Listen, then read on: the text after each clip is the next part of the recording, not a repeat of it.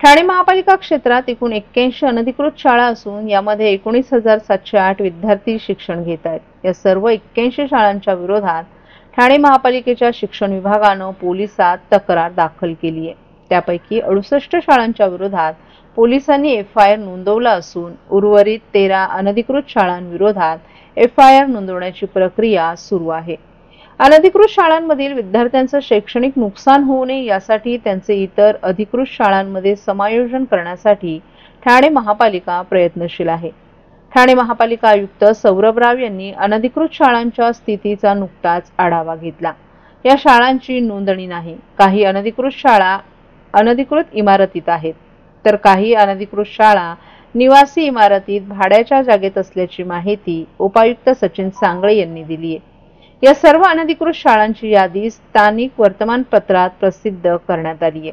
तसंच शिक्षण हक्क कायद्यानुसार या अनधिकृत शाळांना 52 कोटी रुपयांचा दंडही करण्यात आल्याचं उपायुक्त सांगळे यांनी सांगितलं। अनधिकृत शाळांपैकी सर्वात जास्त शाळांची संख्या दिवा प्रभाग समिती क्षेत्रात आहे। त्या अनुषंगानं दिवा प्रभाग समितीनं या अनधिकृत शाळांविरोधात कार्यवाही सुरू केली आहे।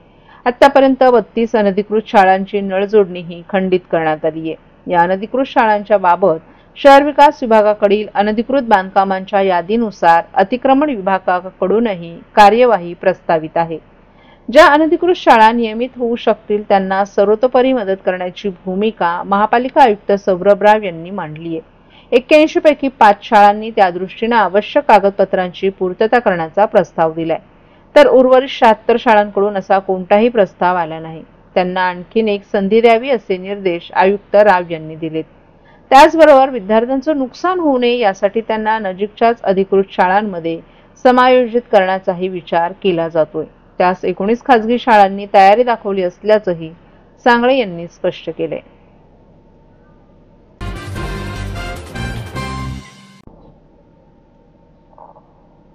ठाणे महानगरपालिका आणि गुरु रविदास महाराज जयंती उत्सव समितीच्या वतीनं आगामी शुक्रवारी म्हणजेच 28 फेब्रुवारी रोजी जयंती महोत्सवाचं आयोजन करण्यात आले। काशीनाथ घाणेकर नाट्यगृहात आयोजित करण्यात आलेल्या या महोत्सवास उपमुख्यमंत्री एकनाथ शिंदे यांच्यासह अनेक मान्यवर उपस्थित राहणार असल्याची माहिती संत शिरोमणी रविदास महाराज जयंती महोत्सव समितीचे अध्यक्ष बालाजी कांबळे यांनी एका पत्रकार परिषदेत दिली आहे। यावेळी संत शिरोमणी रविदास महाराज जयंती महोत्सव समितीचे सचिव विक्रम भोईर, उपाध्यक्ष राजाभाऊ चव्हाण, सुनील लुंगरे आदीही उपस्थित होते। ठाणे महानगरपालिका आणि गुरु रविदास महाराज जयंती उत्सव समिती यांच्या वतीनं आयोजित केलेल्या जयंती महोत्सवाची सुरुवात सकाळी 11 वाजता होणार आहे। या महोत्सवाच्या अनुषंगानं प्रबोधनपर व्याख्यान, संतरचनांवर आधारित संगीत कार्यक्रम, मायागुरु रविदासांची आणि समाजरत्न तसंच गुणवंतांचा सत्कार करण्यात येणार आहे।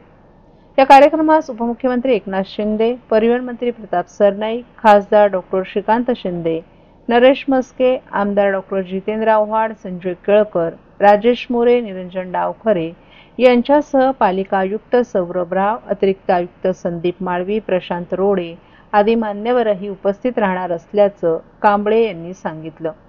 या पत्रकार परिषदेत राजकुमार मालवी, सुभाष अहिरे, अर्जुन कांबळे, संतोष मस्के आणि राम इंगळे आदीही उपस्थित होते।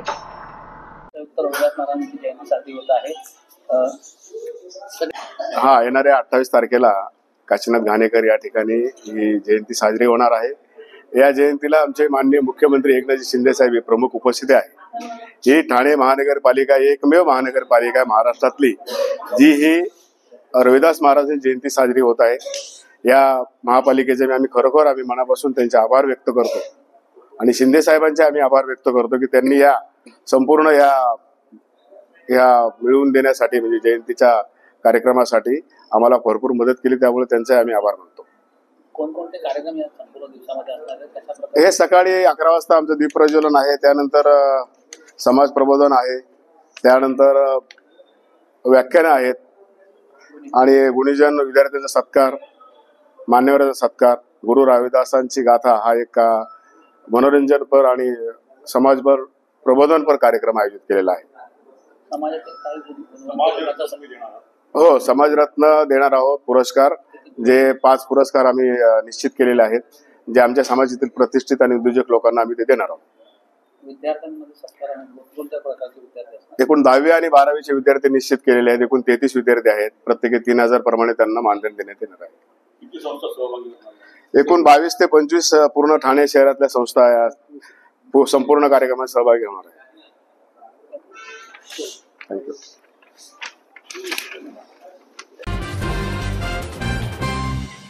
महाराष्ट्रातील भगिनींना आधार देणारी राज्य शासनाची मुख्यमंत्री माझी लाडकी बहीण योजना. या योजनेअंतर्गत अल्प उत्पन्न गटातील 21 ते 65 वयोगटाच्या भगिनींना मिळणार दरमहा 1500 रुपयाची मदत. अर्ज करण्यासाठी 31 ऑगस्ट 2024 पर्यंत मुदतवाढ. कुटुंबाचं वार्षिक उत्पन्न 2.5 लाख रुपयांपेक्षा कमी असलेल्या महिला पात्र.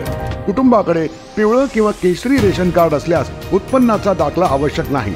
पांढरं रेशन कार्ड असेल किंवा रेशन कार्ड नसेल तर कुटुंबाचं वार्षिक उत्पन्न 2.5 लाखांपेक्षा कमी असल्याचा दाखला आवश्यक. योजनेसाठीचा ऑनलाईन अर्ज नारी शक्ती दूत ॲपवरून किंवा पोर्टलवर भरता येईल. ज्या भगिनींना ऑनलाईन अर्ज भरता येत नसेल त्यांच्यासाठी अंगणवाडी, ग्रामपंचायत, वॉर्ड ऑफिस, सेतू सुविधा केंद्रामध्ये किंवा आशाताई बचत गटाच्या CRP यांची मदत उपलब्ध.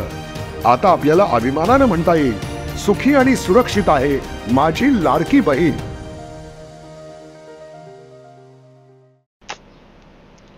आता सर्वच वाहनांवर हाय सिक्युरिटी नंबर प्लेट लावणं राज्य शासनानं बंधनकारक केल्यानंतर 1 एप्रिल 2019 पूर्वीच्या वाहनांसाठी हाय सिक्युरिटी नंबर प्लेट बसवण्यास सुरुवात केली आहे.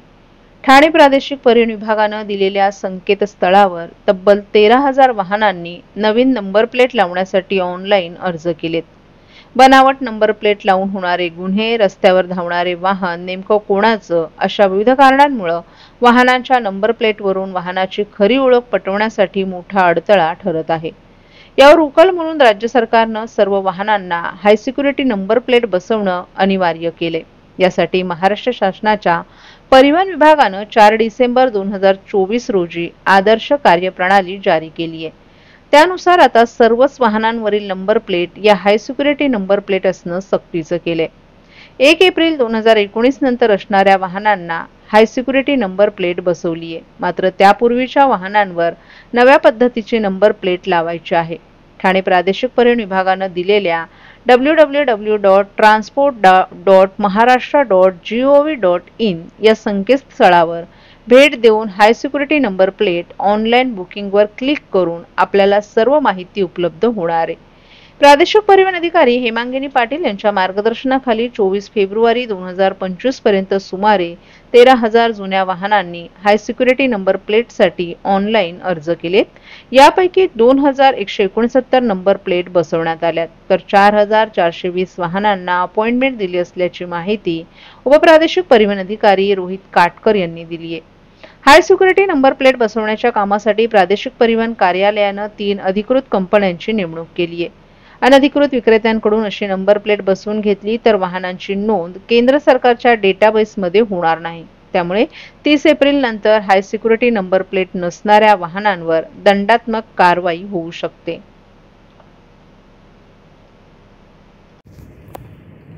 डिसेंबर 24 मध्ये शासनाने एक आदर्श कार्यपद्धती जाहीर करून 1 एप्रिल 2019 पूर्वी नोंदणीकृत झालेल्या वाहनांना हाय सिक्युरिटी रजिस्ट्रेशन प्लेट लावणं आता बंधनकारक केलेलं आहे. सदर नंबर प्लेटमध्ये युनिक आयडेंटिफिकेशन नंबर व लेसर कोड यासारखे वैशिष्ट्ये असल्यामुळे नंबर प्लेटमध्ये होणारे छेडछाड आणि तत्संगत गुन्ह्यांचे होणारे तपास यासाठी ते सोयीस्कर होणार आहे. HSRP लावण्याची प्रक्रिया साधारणतः transport.maharashtra.gov या संकेतस्थळावर आपण भेट देऊन किंवा शासनातर्फे प्रसिद्ध करण्यात आलेल्या QR कोडच्या माध्यमातून ऑनलाईन पद्धतीनं आपण आपल्या वाहनाची माहिती भरून आवश्यक फीचा भरणा करून ऑनलाईन पद्धतीनं स्थळ आणि वेळ आपल्या सोयीनं निवडून ही HSRP नंबर प्लेट आपण लावून घेऊ शकता. ठाण्यामध्ये प्रादेशिक परिवहन अधिकारी हेमांगिनी पाटील मॅडम यांच्या मार्गदर्शनाखाली ठाण्यामध्ये HSRP नेमून दिलेल्या वेंडरच्या माध्यमातून लावणं काम चालू आहे. आजपर्यंत साधारणतः 13,000 वाहनांनी या नंबर प्लेटसाठी अर्ज केलेला आहे.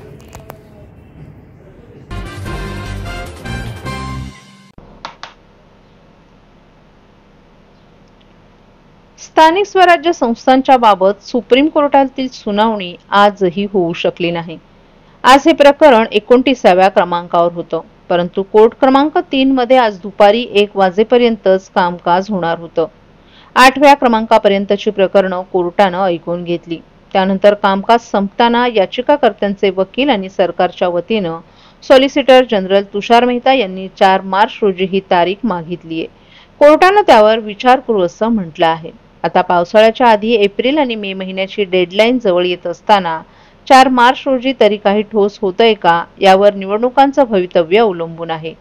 विधानसभा निवडणुकानंतर सर्वच राजकीय पक्षांना स्थानिक स्वराज्य संस्थांच्या निवडणुकीचे वेध लागलेत. तशी मोर्चे बांधणी विविध पक्षांकडून सुरू झाली आहे. मात्र प्रकरण सर्वोच्च न्यायालयात प्रलंबित आहे, त्यामुळे त्यांना आणखीन वाट पाहावी लागणार आहे. 25 जानेवारी 2025 रोजी सर्वोच्च न्यायालयात या प्रकरणी सुनावणी झाली होती. मात्र त्यावेळी सुनावणी पुढे ढकलत 25 फेब्रुवारी ही तारीख देण्यात आली. त्यानंतर आजही सुप्रीम कोर्टात यावर सुनावणी झाली नाही. स्थानिक स्वराज्य संस्थांमध्ये ओबीसी आरक्षणाचा मुद्दा रखडल्यानं राज्य सरकारनं सर्वोच्च न्यायालयात याचिका केली होती. या याचिकेच्या माध्यमातून निवडणुका घेण्यासंदर्भात विनंती न्यायालयाकडे करण्यात आली. तर ओबीसी आरक्षण असो किंवा नसो, मात्र निवडणुका व्हाव्यात अशी मागणी याचिकाकर्त्यांनी केली आहे. या प्रकरणात ओबीसी आरक्षणाचा मुद्दा प्रलंबित असल्यामुळे राज्यातील महानगरपालिका, नगरपालिका, जिल्हा परिषदांच्या निवडणुकांचं भवितव्य अधांतरी आहे. निवडणुकीच्या वेळापत्रकावर याचा परिणाम होण्याची शक्यता आहे. स्थानिक स्वराज्य संस्थांच्या निवडणुका आणि त्यामध्ये ओबीसी आरक्षण हे प्रकरण न्यायप्रविष्ट आहे. सर्वोच्च न्यायालयासमोर हे प्रकरण न्यायालयात प्रलंबित असल्यामुळे राज्यात अनेक ठिकाणी 4-4 वर्षांपासून स्थानिक स्वराज्य संस्थांच्या निवडणुका झाल्या नाहीत. देशात लोकसभा निवडणूक पार पडली, त्या पाठोपाठ राज्यातही विधानसभा निवडणूक झाली. त्यानंतर राज्यात स्थानिक स्वराज्य संस्थांच्या निवडणुका कधी होतील यावर सर्वत्र चर्चा सुरू आहे.